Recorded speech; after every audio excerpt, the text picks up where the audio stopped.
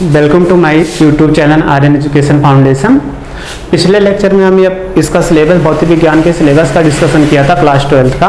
आज उसमें हम नया लेसन पढ़ते हैं। पहला लेसन इसमें कौन सा है, देखिए आपको इकाई 1 यानी यहाँ पे आपको इकाई 1 बताए थे, पिछले सिलेबस डिस्कशन किए थे, तो उसमें इकाई 1 या इकाई 2 सारी इकाई के बारे में, पूरा लेसन के बारे में डिस्कशन किए थे।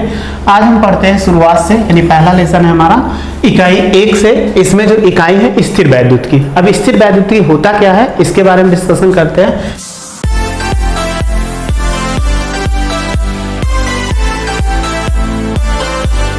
स्थिर मतलब होता है, आप सब जानते हैं, रुका हुआ, यानी ये क्या होता है, रुका हुआ। और वैद्युतिक का मतलब होता है इसमें से आवेश, यहां पे, यानी कोई आवेश हो वो क्या हुआ, रुका हुआ अर्थात स्थिर है। यानी कोई वस्तु हो या पदार्थ पे है, उस पे आवेश की मात्रा क्या हो, स्थिर हो, यानी आवेश गति ना कर रहा हो, तो स्थिर वैद्युतिकी के अंतर्गत रखा जाता है। इसमें स्पेशल हम उसी का अध्ययन करते हैं जहां पर आवेश क्या होता है, रुका हुआ अर्थात स्थिर होता है, तो इसीलिए यहाँ पे इसको स्थिर वैद्युतिकी कहा जाता है। अब इसमें लेसन है हमारा पहला अध्याय है 1। लेसन का नाम है कूलाम का नियम तथा वैद्युत क्षेत्र, यानी हमें इसमें दो टॉपिक इसमें दिया गया, कूलाम का नियम और वैद्युत क्षेत्र। अब इसमें हेडिंग देखते हैं क्या क्या है।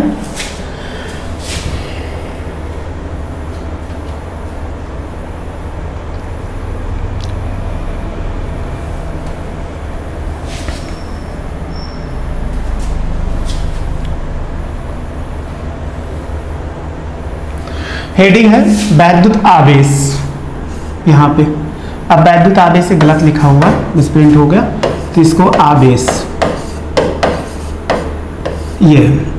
तो हम सबसे पहले समझते हैं वैद्युत क्या होता है। वैद्युत क्या होता है, जैसे कुछ वस्तुएं होती है, जैसे आपनूस,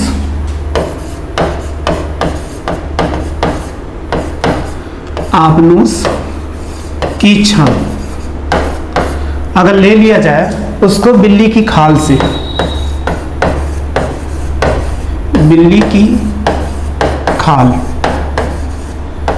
अगर हम इन दोनों को आपस में क्या करते हैं, रगड़ते हैं, जब इन दोनों को आपस में रगड़ा जाता है तो रगड़ने पर इसमें एक गुण आ जाता है, जिसके कारण ये क्या करते हैं, छोटी छोटी वो हल्की वस्तुओं को अपनी तरफ आकर्षित करने लगती है। आपने प्रयोग भी किया होगा, या कोई कांच लेकर क्लास 7 में या क्लास 8 में था, जिसमें हम प्रयोग करते थे कि कांच की छड़ या पेन लेकर उसको अपने बालों में रगड़ते थे। बालों में रगड़ने के पश्चात अगर कागज के छोटे छोटे टुकड़े हैं तो इसको जब स्पर्श कराते तो वो क्या करते थे, इसको अपनी तरफ आकर्षित करते, यानी कागज इसमें क्या होता, चिपक जाते थे। सेम वही प्रोसेस है यहाँ पे कि आपने उसकी छड़ और बिल्ली की खाल को जब रगड़ा जाता है तो रगड़े जाने पर वो क्या आवेशित हो जाते हैं। जैसे आवेशित होने पर अब कोई भी छोटी छोटी वस्तुएं ले लिया जाएगा तो उसको अपनी तरफ क्या आकर्षित करने लगते हैं। अब आकर्षित करने लगते हैं तो किसके कारण होता है, क्योंकि वैद्युत आवेश के कारण, अर्थात वो क्या हो गया, वैद्युत आवेशित हो गया, जिसके कारण वह पदार्थ छोटी छोटी हल्की वस्तुओं को आकर्षित करने लगा।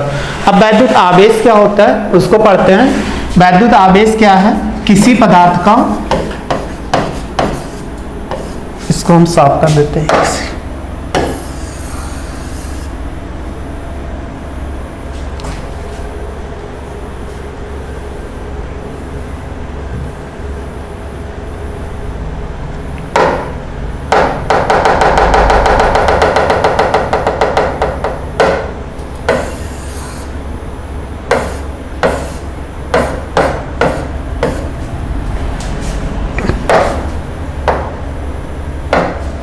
वैद्युत आवेश किसी पदार्थ का वह गुण, किसी पदार्थ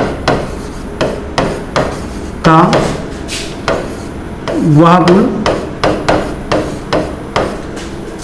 जिससे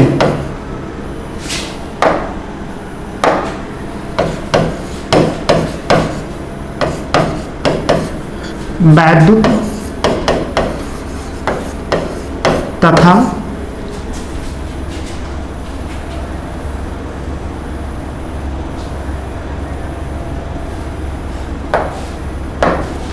वैद्युत तथा चुंबकीय क्षेत्र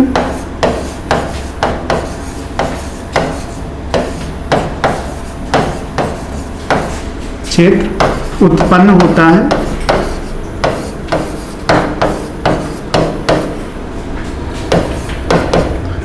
वैद्युत आवेश कहलाता है।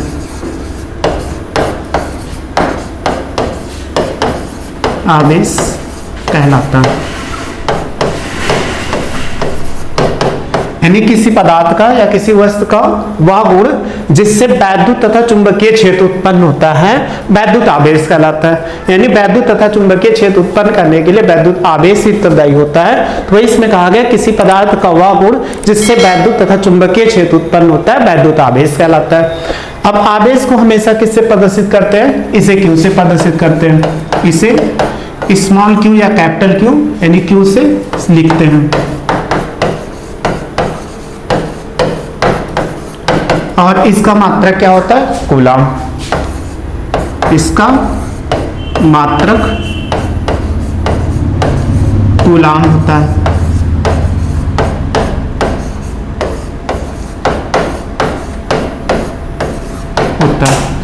अब आवेश अगली टॉपिक है हमारा इसी में वैद्युत आवेश के प्रकार। ये कितने प्रकार के होते हैं? 2 प्रकार के होते हैं। कौन कौन से?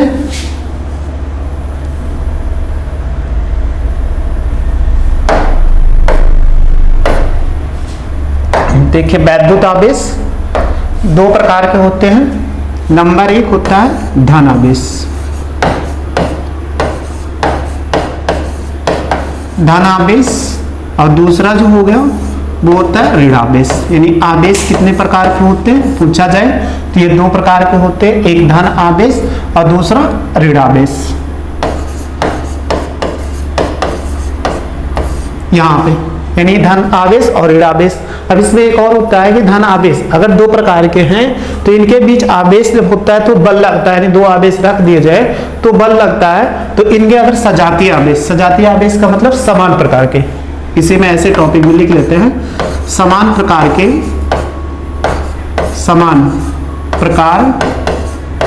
के आवेशों में प्रतिकर्षण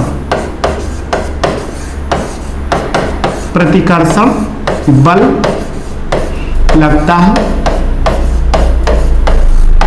यानी कोई क्या हो? समान प्रकार का आवेश हो। जब समान प्रकार का आवेश होगा तो उसमें कैसा बल? प्रतिकर्षण। जैसे अगर मान लिया जाए कोई यहाँ पे माइनस क्यू हो गया और फिर माइनस क्यू हो गया, ये दोनों है तो माइनस क्यू, ये कैसे बल लगेंगे यहाँ पर? प्रतिकर्षण का।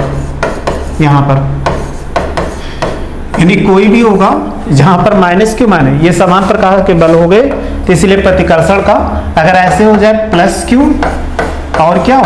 Plus Q. यानी कितने भी आवेश प्लस क्यू, ये 2 आवेश हो गए तो हमेशा इसमें भी क्या होगा? प्रतिकर्षण का होगा समान प्रकार के। अगर विपरीत प्रकार के आवेश हो, विपरीत का मतलब चिन्ह में, यानी आवेश 2 प्रकार के होते हैं। एक आपको बताया गया कि पॉजिटिव हो गया और दूसरा क्या हो गया? निगेटिव हो गया। यहाँ पर तो अगर पॉजिटिव मिलेगा तब भी प्रतिकर्षण का बल लगेगा और निगेटिव मिलेगा तब भी प्रतिकर्षण का। अगर विपरीत प्रकार के आवेश हो, विपरीत प्रकार के आवेशों में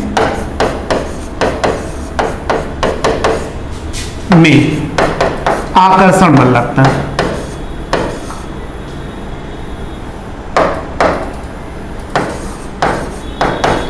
आकर्षण बल लगता है। अब कोई भी विपरीत का मतलब चिन्ह विपरीत होंगे तो विपरीत प्रकार के आवेश, जैसे एक माइनस क्यू हो और क्या हो? प्लस क्यू हो। यहाँ पर ये 2 आवेश हो गए माइनस क्यू और प्लस क्यू आवेश। अगर ये दोनों आवेश है तो इसमें कैसा बल लगेगा? आकर्षण का। यानी एक दूसरे की ओर क्या होंगे? आकर्षित हो गए। ये दोनों आवेश क्या होंगे? एक दूसरे को आकर्षित हो गए। यदि यहाँ पे चाहिए हो जाए या इसी को हम प्लस आगे कर दें और माइनस क्यू आवेश इसको क्या कर दिया जाए? पीछे कर दिया जाए, तब भी इसमें क्या होगा? आकर्षण का बल होगा। यानी आवेश हमारे 2 प्रकार के होते हैं। समान प्रकार के आवेश में प्रतिकर्षण बल लगता है और विपरीत प्रकार के आवेश में आकर्षण का बल लगता है। इतने ही हमें याद रखना है। फिर अगला टॉपिक देखते हैं क्या है। यहाँ पर इलेक्ट्रॉन सिद्धांत। अब इलेक्ट्रॉन सिद्धांत क्या है, सबसे पहले इसको समझते हैं कि इलेक्ट्रॉन सिद्धांत हमारा क्या है। कि यहाँ पर तो आप इसमें केमिस्ट्री पढ़े होंगे, परमाणु संरचना, सेम उसी के बारे में पहले हम थोड़ा सा डिस्कशन कर लेते हैं कि यहाँ पर क्या होता है इलेक्ट्रॉन सिद्धांत। तो आपने पढ़ा होगा परमाणु यानी आवेश वाहक जो होते हैं इलेक्ट्रॉन्स होते हैं, इस सिद्धांत लिखा हुआ है, ऐसे भी लिखा जाता है सिद्धांत, सिद्धांत बस टाइपिंग में ऐसे हो जाता है, ये सिद्धांत है यहाँ पर। अब इलेक्ट्रॉन संरचना पढ़ते हैं परमाणु में, आपने पढ़ा होगा परमाणु की संरचना, तो आपको मालूम होगा परमाणु कैसा होता है, गोले के आकार का होता है। ये गोले के आकार का हो गया, इसके अति सूक्ष्म केंद्र पर एक धनावेशित भाग होता है जिसे हम क्या बोलते हैं, नाभिक बोलते हैं, यानी ये क्या होता है, नाभिक होता है। अब नाभिक में आपको मालूम होगा क्या क्या होता है, नाभिक अगर है तो नाभिक दो कणों से, मूल कणों से मिलकर बना होता है। एक होता है प्रोटॉन और दूसरा होता है न्यूट्रॉन।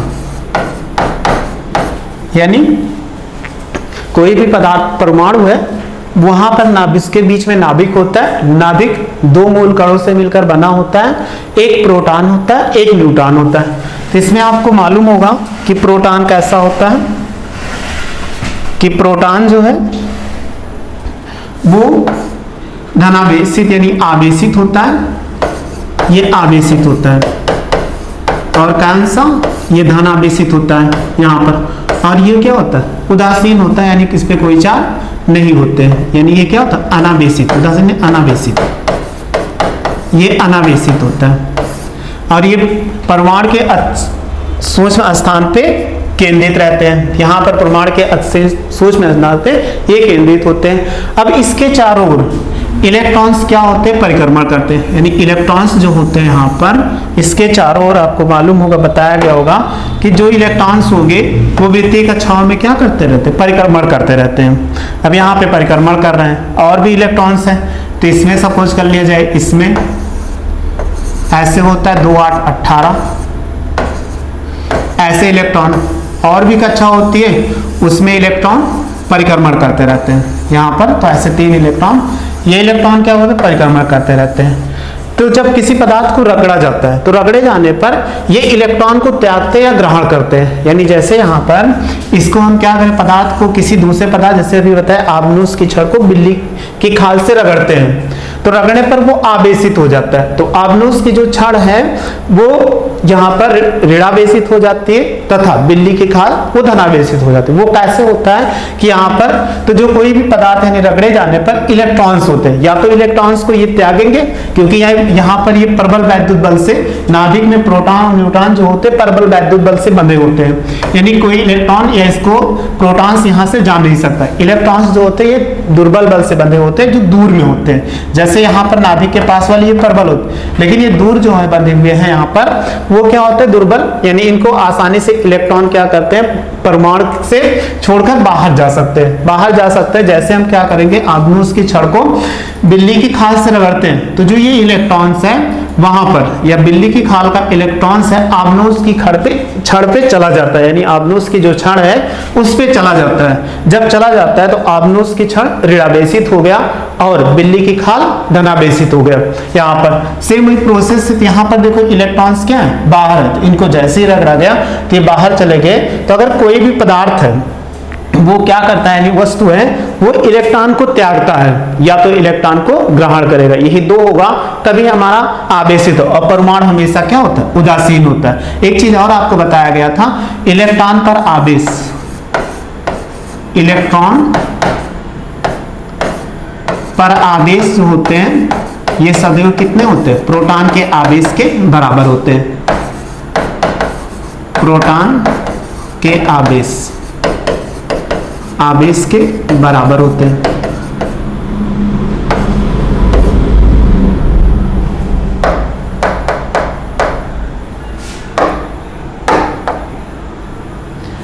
के बराबर होते हैं यहाँ पर। अगर ये बराबर होते हैं, आवेश का मतलब जैसे आपने परमाणु क्रमांक पढ़ा होगा, तो यहाँ पर इसमें जितने हैं तो कोई भी परमाणु उदासीन होता है, यानी जितना इस पे क्या होते हैं धन इलेक्ट्रॉन ऋणावेशित होता है, जितने यहाँ पर ऋण आवेश होंगे उतने ही धनावेश होंगे।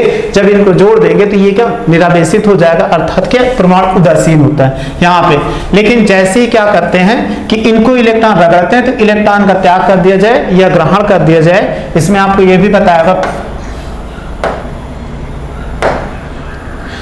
P बराबर Z बराबर E होता है, यानी प्रोटॉनों की संख्या परमाणु क्रमांक इलेक्ट्रॉन की संख्या आपस में बराबर होती है, तो परमाणु उदासीन होता है, यानी वो प्रारंभिक में उदासीन होता है। लेकिन जैसे किसी वस्तु को रगड़ा जाता है यहाँ पर, तो रगड़ने पर वो इलेक्ट्रॉन को त्याग कर देता है या इलेक्ट्रॉन को ग्रहण कर लेता है। जब इलेक्ट्रॉन को त्याग देने या इलेक्ट्रॉन को ग्रहण करने के बाद वो आवेशित हो जाता है। जब आवेशित हो जाता है तो यहाँ पर देखिए, आवेशित होने पर जब ये आवेशित हो गया, जैसे हमने कहा कि आबनूस की छड़ थी उसको बिल्ली की खाल से रगड़ा गया, तो कुछ इलेक्ट्रॉन बिल्ली की खाल से निकलकर आबनूस की छड़ पे आ जाते हैं, जिससे आबनूस की छड़ ऋणावेशित तथा बिल्ली की खाल जो होती है वो धनावेशित हो जाती है। अब धनावेशित हो जाने पर इसमें एक शब्द पूछा जाता है कि इलेक्ट्रॉन सिद्धांत मतलब है बताने का, क्वेश्चन पूछा जाता है पेपर में कि वहां पर कि आवेश की प्रकृति बताइए, यानी क्वेश्चन दे देगा आवेश की प्रकृति बताइए। तो अगर हमने कहा कि बिल्ली की खाल से जब रगड़ा गया आबनूस की छड़ को, तो आबनूस क्या की छड़ जो हो गई वो ऋणावेशित हो गई, यानी उन्होंने इलेक्ट्रॉन को ग्रहण किया, यानी आबनूस की छड़ इलेक्ट्रॉन को ग्रहण कर लिया। इलेक्ट्रॉन को ग्रहण करने का मतलब उसके पास परमाणु के आबनूस के छड़ के जितना इलेक्ट्रॉन पहले से अब कुछ और इलेक्ट्रॉन आ गए।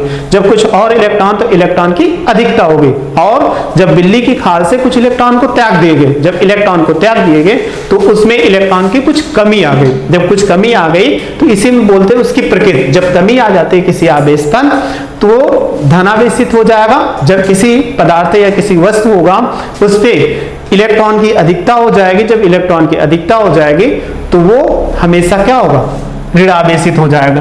तो ये आपसे पूछा जाए कि अगर कहीं यहाँ पर किसी लिख दे रहे हैं, टॉपिक है यहाँ पे ये आप, किसी वस्तु पर इलेक्ट्रॉन की अधिकता, इलेक्ट्रॉन की अधिकता, अधिकता का मतलब है कि वह वस्तु ऋणावेशित है।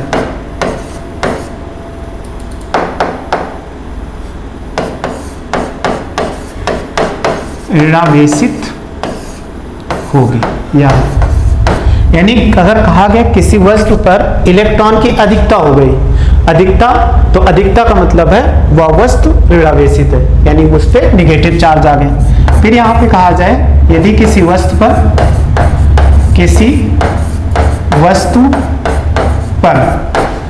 इलेक्ट्रॉन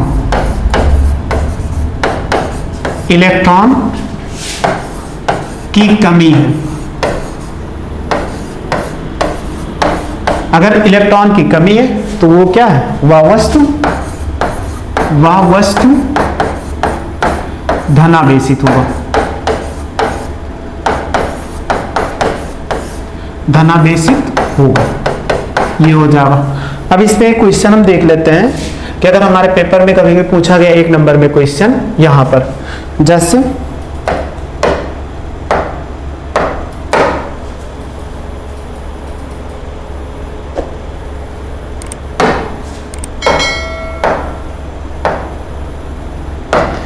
क्वेश्चन है, अगर पूछा गया यहां पर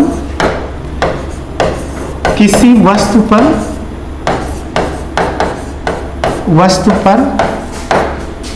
500 इलेक्ट्रॉन की अधिकता है,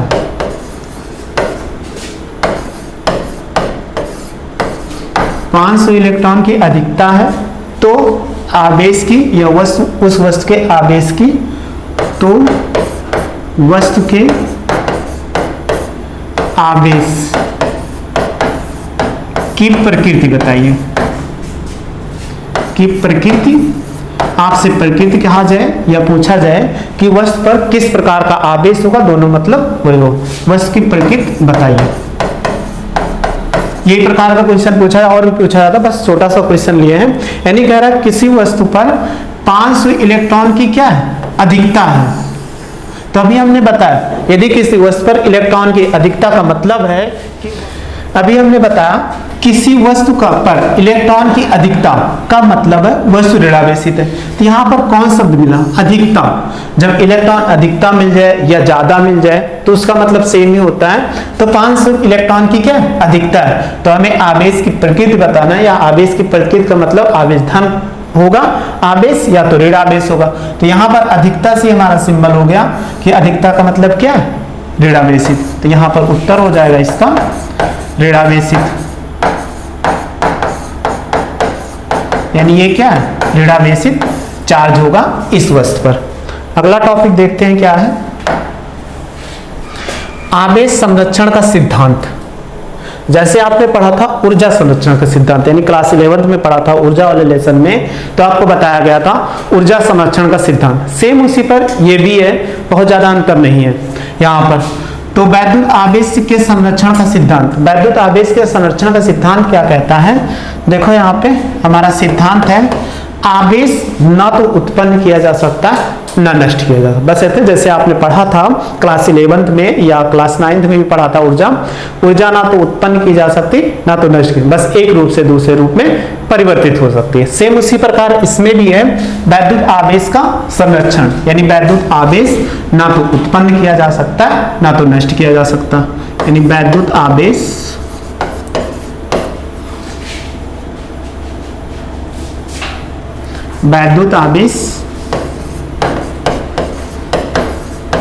आवेश ना तो उत्पन्न किया जा सकता है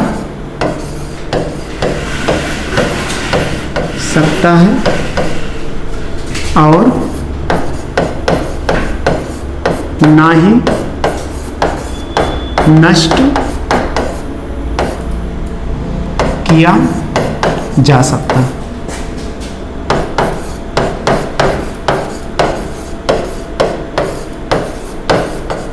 यानी वैद्युत आवेश जो होता है सेम ऊर्जा संरक्षण के सिद्धांत पर कार्य करता है, उसी के आधार पर बस आप ऊर्जा संरक्षण का याद है तो बस यही सेम है।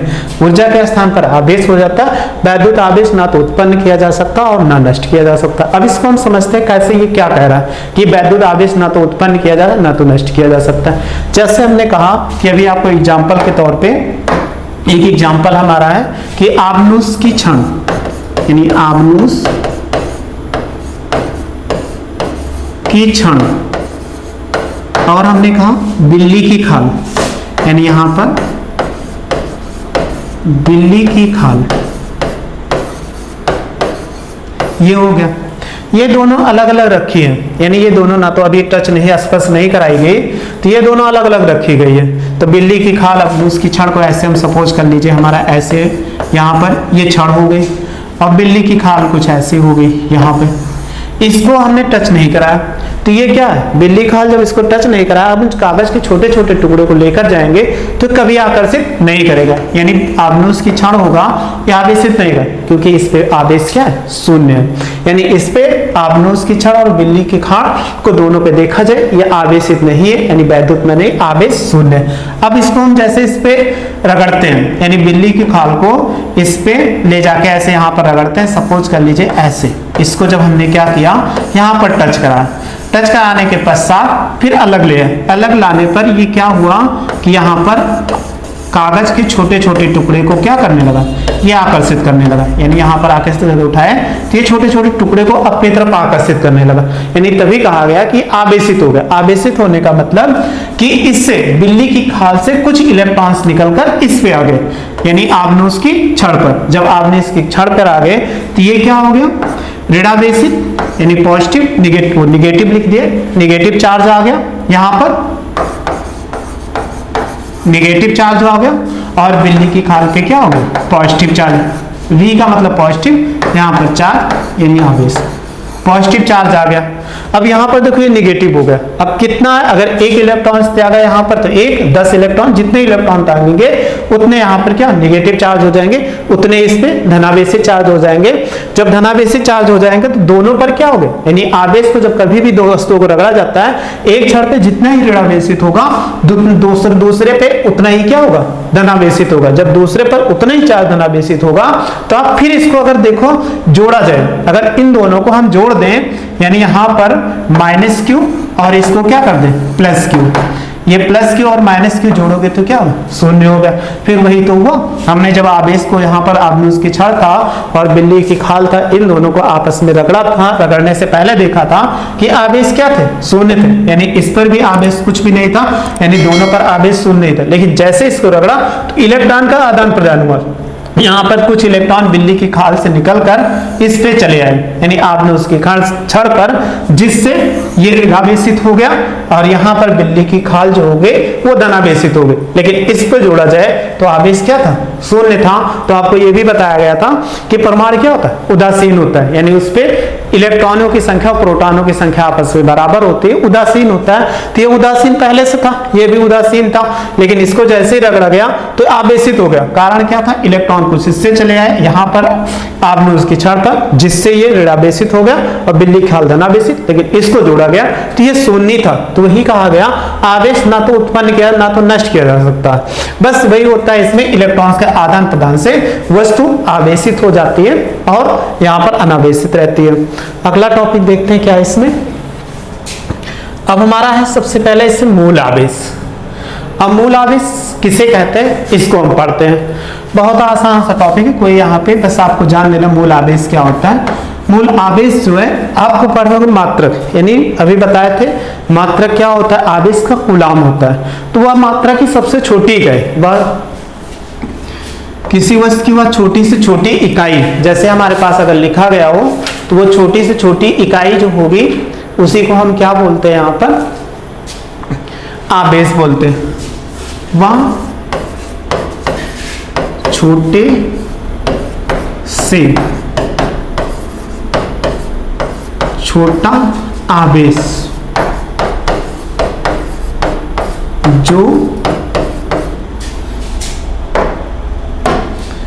जो किसी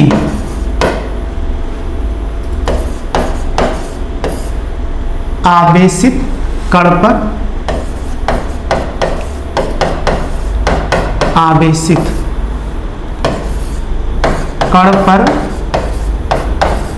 रह सकता है।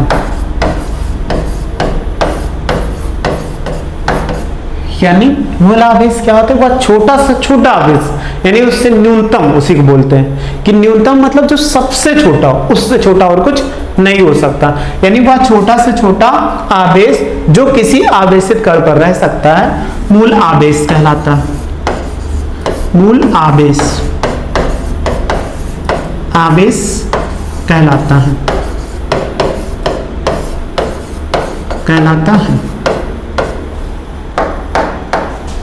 कहलाता है। इसे किससे प्रदर्शित करते हैं, इसे स्मॉल ई से प्रदर्शित करते हैं, से लिखते हैं या प्रदर्शित करते हैं। यानी इसको किससे लिखते हैं, स्मॉल ई से लिखते हैं। अब स्मॉल ई का मान कितना होता है, ई का मान जो होता है 1.6 × 10⁻⁻19 कूलाम, ये होता है मेरा।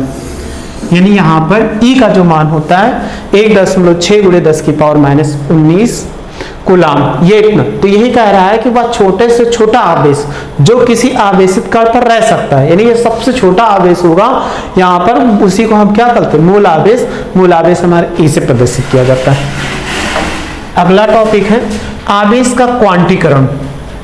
यहाँ पे आवेश का क्वांटीकरण क्या होता है, अभी आपको बताया गया कि यहाँ पर मूल आवेश, उसी से ये भी रिलेटेड है।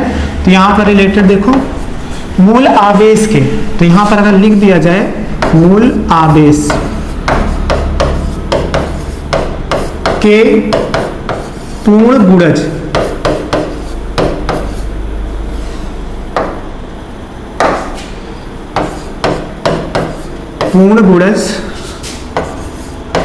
को ही आवेश का क्वांटीकरण कहते हैं। क्वांटीकरण कहते हैं यहां पर, यानी मूल आवेश के पूर्ण गुणज को ही क्वांटीकरण कहते हैं। या हम ऐसे भी लिख सकते हैं, सेम मतलब होता है कि आवेश जो होता है, आवेश को अनिश्चित रूप में विभाजित नहीं किया जा सकता है। ऐसे सिंपल में ऐसे भी लिख सकते हैं, अभी आपको समझाते हैं। आवेश को अनिश्चित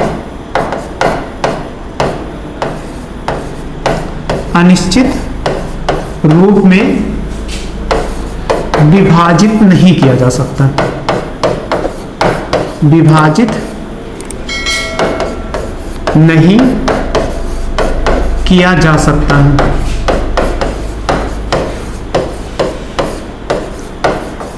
यहां पर यानी आवेश को अनिश्चित रूप से विभाजित नहीं किया जा सकता है यहां पर। अब जैसे देखो, अभी हम किसी भी आवेश को ले लें, तभी आपको बताए थे ये आवेश क्या है, E बराबर 1.6 × 10⁻⁻19 है, ये मूल आवेश है।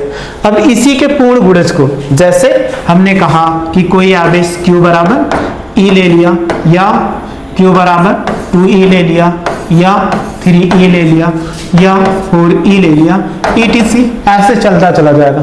तो ये क्या है, एक पूर्णांक का पूर्ण गुणज होते हैं। इसमें किसी भी आवेश कह दिया जाए कि क्या किसी पर इतना आवेश हो सकते हैं 2.7E, या कह दिया जाए 2.5E, ये क्या है अनिश्चित रूप में, तो ये हमारा क्या है पूर्णांक नहीं है, ये एक दशमलव संख्याएं हैं। तो आवेश जो होता है एक पूर्ण गुणज होता है। पूर्ण गुणज का मतलब संख्याएं जो होंगी 2, 4, 6, 8 ऐसे होंगे, यानी उसमें हम क्या करें दशमलव के रूप में ऐसे कभी किसी इलेक्ट्रॉन पे कोई चार्ज कह दिया जाए कि इतने चार्ज नहीं हो सकते यहाँ पर कि इनका पूर्ण गुणज हो सके।